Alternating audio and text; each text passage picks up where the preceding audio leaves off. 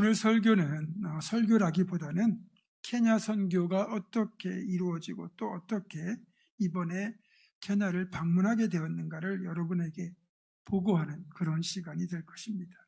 이번 2026년도 케냐 선교 주제는 오늘 본문의 말씀을 바탕으로 다시 만나러 갑니다 라는 주제를 정하게 되었다는 말씀을 먼저 드립니다. 학자들의 연구에 따르면 바울 사도는 총 3번에 걸쳐 복음을 들고 소아시아와 유럽, 오늘날로 말하면 튀르키예와 그리스 지역으로 선교를 다녀왔습니다. 이것을 바울 사도의 선교 여행 또는 전도 여행이라고 부르지만 사실 여행이라는 표현을 쓸 수 없는 고난의 길이었습니다. 우리가 단기 선교를 간다거나 또 성지 순례를 간다고 하는 것 자체가 바울 사도께서 행하셨던 선교에 비하면 너무나 사치스러운 표현입니다. 평생을 땅끝까지 복음을 전하는 일에 그 선교에 바쳤던 바울 사도, 그가 선교에 헌신하게 된 계기가 있습니다. 이 바울 사도가 사울이라고 하는 이름으로 불리던 젊은 시절, 그는 스데반이 순교할 때 그를 돌로 치는 일에 앞장섰던 인물이었고 교회와 성도를 박해하는 일을 주동했던 인물입니다. 그러니까 당시 성도들에게는 악명이 높았던 사람이죠. 사울은 다메섹에도 있다는 예수쟁이들을 체포하여 예루살렘으로 끌고 오려고 대제사장으로부터 공문을 받아 일행을 이끌고 다메섹으로 발걸음을 옮기게 됩니다.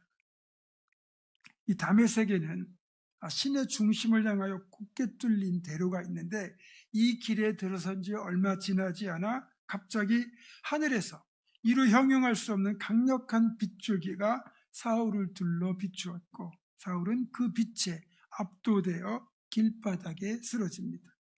사울과 동행하던 일행들은 이것이 무슨 일인가 싶어 멍하니 선체로 사울을 보고 있을 뿐이었고 그 빛 가운데 사울을 부르시는 음성이 분명하게 들렸습니다.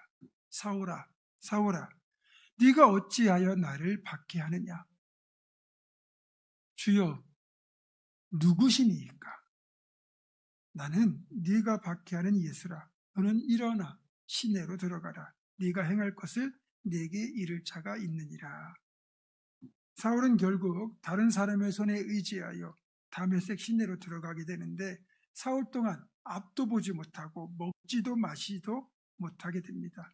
그때 하나님께서 보내신 아나니아라고 하는 선지자의 안수 기도를 통하여 앞을 다시 보게 되고 이방인의 사도로 그때 부르심을 받게 됩니다. 이날의 특별한 체험을 통해서 예수를 반대하고 교회와 성도를 박해하던 사울은 예수를 위해 생명을 바치는 바울 사도로 거듭나게 됩니다. 이날의 체험이 워낙 강력했기 때문에 바울은 어떤 고난과 역경에도 불구하고 흔들림 없이 복음을 전하는 선교사의 길을 가게 되지요. 이후 바울은 3년의 기도와 준비 끝에 안디옥 교회를 첫 사역지로 해서 목회 사역의 전면에 등장하게 되고 바나바 사도와 함께 안디옥 교회를 건강한 교회로 부흥시킵니다. 그리고 그 뒤에 바울 사도는 기독교 역사상 최초로 선교팀을 만들어 본격적으로 복음을 전하는 일에 돌입하게 되죠. 안디옥 교회를 섬기면서 교회를 크게 부흥시켰습니다. 얼마든지 이제는 편하게 교회를 섬길 수 있는데 그런 안정된 자리를 과감히 포기하고 바울 사도는 성령님의 지시에 순종하여 선교를 떠나게 되는 것이요. 이는 기독교 역사 속에서 최초의 선교팀이었고 공식적인 선교사 파송이었기 때문에 정말로 역사적인 사건이고 의미 있는 결단이라고 할 수 있습니다. 교회는 본질적으로 선교의 사명을 부여받은 공동체입니다. 이런 선교의 사명을 감당하는 교회와 또 전도자로 인해 복음이 전해지고 하나님 나라가 확장되는 것이요. 그런데 이런저런 이유로 선교를 포기하거나 축소한다면 이에 따라 교회도 쇠락할 수밖에 없습니다. 저는 우리 보문중앙교회가 성도 숫자라는 이 규모라는 기준에서 보면 그리 크지 않은 교회이지만 우리가 행하는 사역, 특히 선교에 대한 열정만큼은 어느 교회에도 뒤지지 않는다고 봅니다. 우리 정도 규모의 교회가 벌써 7번째 아프리카 케냐에 선교팀을 파송하고 이번 8월에는 필리핀 다바오에 1기 선교팀을 추가로 파송하게 됩니다. 우리의 땅끝이 지속적으로 확장되고 있는 거죠. 우리를 통하여 하나님 나라가 확장되는 귀한 은혜를 우리가 지금 누리고 있는 겁니다. 그럼에도 사실 교회가 감당하는 여러 사역 중에 특별히 선교와 관련된 사역들은 언제나 진지한 고민에 직면할 수밖에 없습니다. 선교 자체가 옳다는 것에는 이견이 없지만 다른 사역에 비해 적지 않은 재정과 시간과 인력이 투입되다 보니 사역과 재정 지출의 우선순위를 고민하지 않을 수 없는 것이 솔직한 현실이라는 겁니다. 물론 우리가 지금 행하려고 하는 사역이 정말 바람직한 것인지 시급한 일인지 효율적이고 의미가 있는지는 늘 점검해야 됩니다. 그러나 결론적으로 말씀드리자면 저는 재정과 인력과 시간이 많이 투입되는 선교 사역이지만 그럼에도 우리가 반드시 감당해야 할 필수 사역이라는 사실입니다. 교회는 끊임없이 나누어 주고 베풀어야 살 수 있습니다. 무엇보다 복음을 전하고 사랑을 나누어야 합니다. 당연히 이런 사역을 감당하는 것은 교회의 본질적 사명이기도 하지만 제대로 감당하기만 하면 엄청난 축복의 통로가 된다는 사실입니다. 기억해 보시면 우리가 아직 예배당을 건축하지 못했을 때 우리는 먼저 케냐에 예배당과 교실을 지어주었습니다. 물론 우리가 한 것이 아니라 우리를 통하여 성령 하나님이 행하신 일이에요.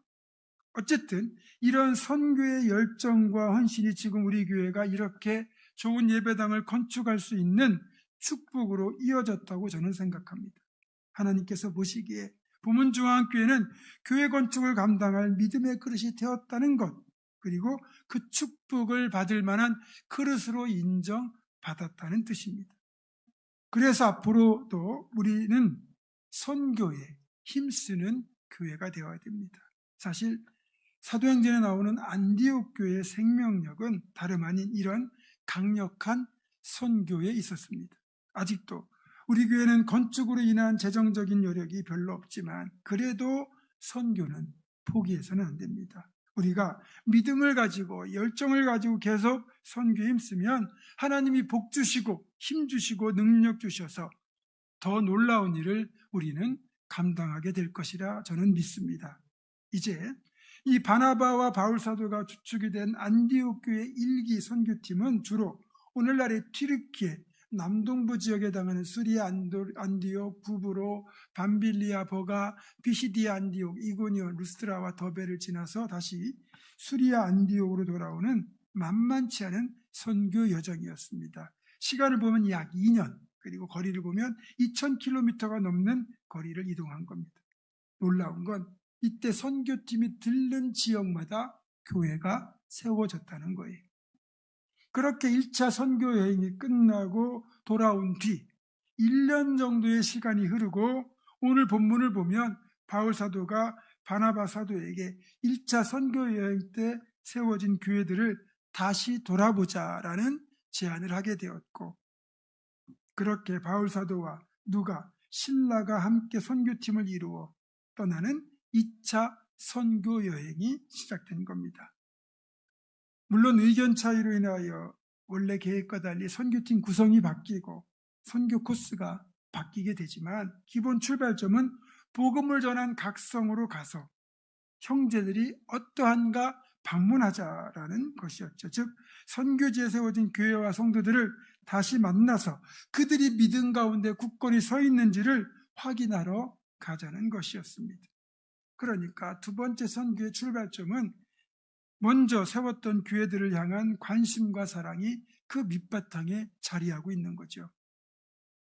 2012년 5월 12명의 단기 선교팀이 케냐를 처음 방문하면서 보문중앙교회 본격적인 케냐 선교가 시작되었습니다. 그리고 6번째 선교를 떠났던 지난 2024년 2월 우리는 그동안 한 번도 방문한 적이 없던 케냐 오지인 삼부루 투르카나 지역에서 아주 특별한 이들을 만났습니다. 바로 우아소 여고의 교장 줄리아와 여학생들입니다. 저희 6기 선교팀은 메루 키오림바 교회에서의 사역을 마친 뒤에 2시간 넘게 이동해서 이시올로라는 곳으로 갔습니다. 그리고 그곳을 베이스 캠프로 삼아서 이 삼부루 투르카나 지역에 강성진 선교사님이 개척하여 세우신 교회들을 방문하여 공연을 했고 물품을 나누는 사역을 했고 그 주 토요일에 그 지역에 세워진 우아소 여고를 방문했습니다. 이때 봉제 일을 하신 우리 교회 권사님, 집사님들이 정성껏 만들어주신 천생리대와 에코백 또 학용품을 포함한 물품을 전달하고 우리 선교팀이 먼저 이들을 위하여 공연을 하고 또 우아소 여고 학생들 역시 우리 선교팀을 환영하는 공연을 하면서 사랑의 교제를 나누었습니다.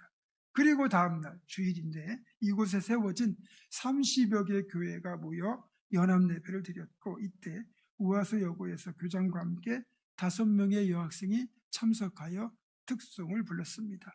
이때 영상을 다시 한번 보도록 하겠습니다.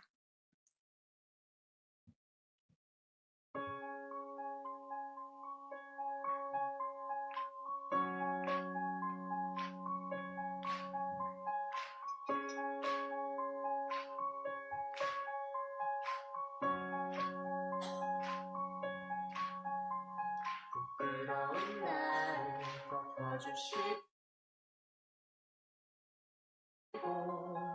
환하게 빛나는 새날을 주시네.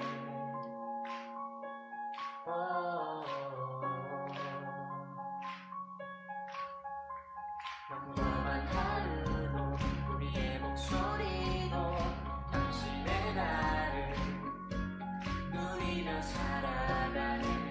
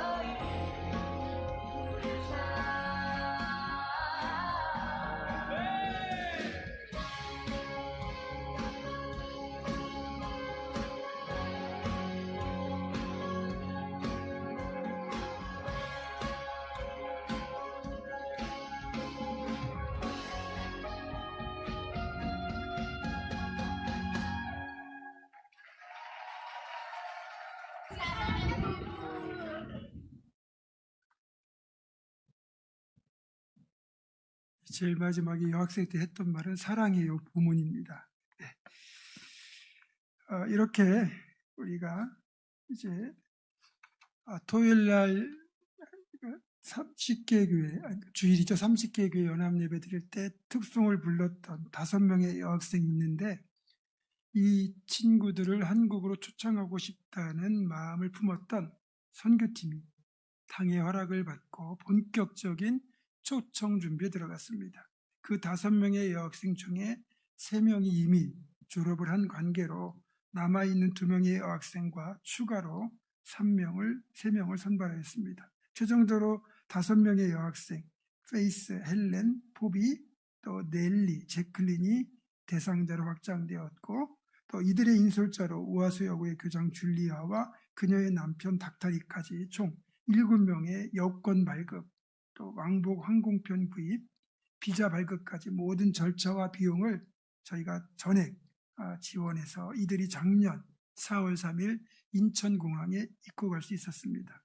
그렇게 입국장에서 반갑게 다시 만난 7명의 소중한 지체들과 함께했던 열흘, 함께 예배하고 동해안의 파도를 보고 한복을 입고 경복궁을 관람하고 롯데월드에서 모험을 즐기는 등 한국의 이곳저곳을 방문하고 체험하는 빼곡한 일정이 정말 눈 깜짝할 사이에 훌쩍 지나갔고 정든 그들을 다시 캐나로 보내며 언젠가 다시 만날 날을 기약했습니다. 그때를 떠올리며 영상을 한 번 더 보겠습니다.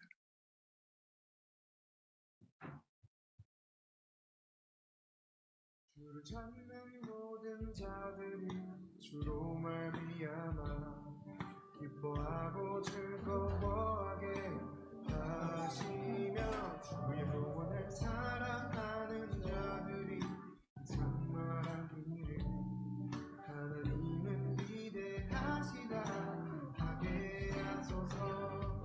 주를 찾는 모든 자들이 주로 말미암아 기뻐하고 즐거워하게 하시며 주의 구원을 사랑하는 자들이 장만하기를 하나님은 위대하시다 하게 하소서.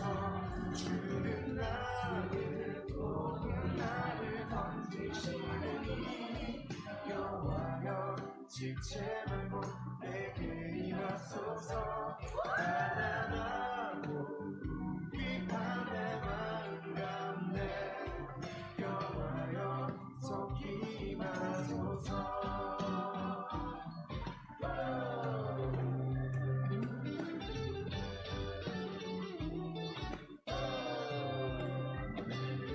주를 찾는 모든 자들이 주로 말미암아 기뻐하고 즐거워하게 하시며 주의 구원을 사랑하는 자들이 장만하기를 하나님은 위대하시다 하게 하소서.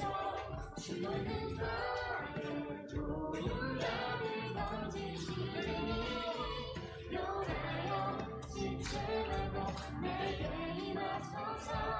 가난하고 궁핍한 내 마음 가운데 여호와여 속히 임하소서.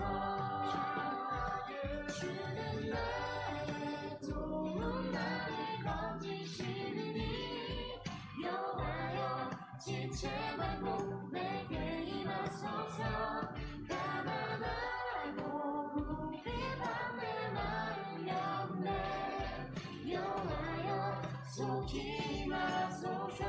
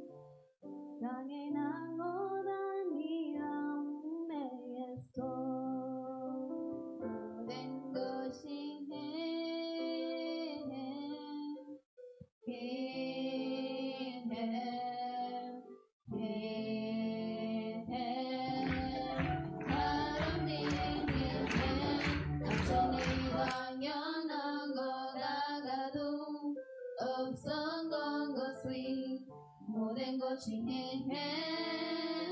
니네였어. 내가 니나게 두어놨사노고 모래하인 시작과 지남까지 사과시 모래 모든 호구했다. 강해난 너나 미람 내였어. 네가 하나님의 자녀를 버리고 자녀가 모델에 만났다.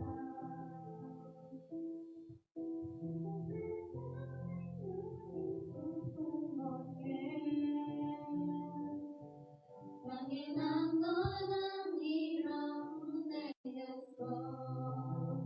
모든 것이